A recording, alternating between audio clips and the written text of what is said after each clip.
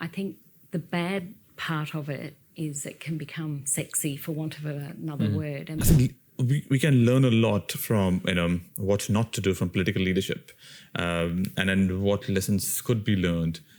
Observing, because you have observed politics for some time, what can be learned for people who are the next generation of leaders? What are good and bad both sides of politics, leadership, or leadership, yeah.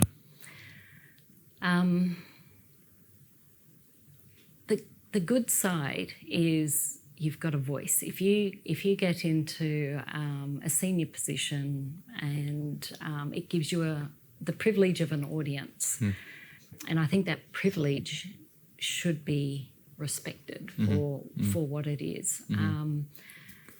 And I think the bad part of it is it can become sexy, for want of another word, and people get lost in the power. They get lost in the privilege that it actually provides, and they forget what got them there in the first place. And I could say that not just for our politicians, but you can talk about it from a political sense. People end out in ministerial roles and then they leave behind their electorate, and they're the people that voted them in, and it's that maiden speech and those sorts of things that got them in there in the first place. But if they leave that behind, they'll probably realise that they're out of that position before. It could be too late if they don't turn their mind back. And I could see that happening in different areas. But I think for myself, someone who doesn't come from an ethnic background, of my family's been here for many... You have an ethnic background, which is... Everybody's an ethnic background. Scottish, yeah. Everybody's an ethnic background. Yeah, we do.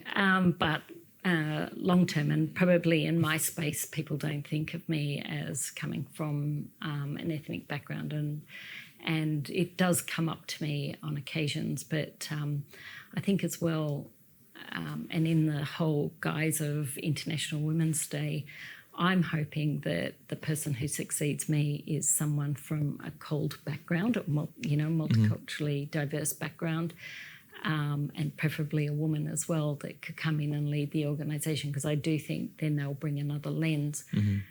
But I also could see that if, for example, you come from a particular ethnic background or a refugee background, you could potentially head ECCQ into a particular pathway that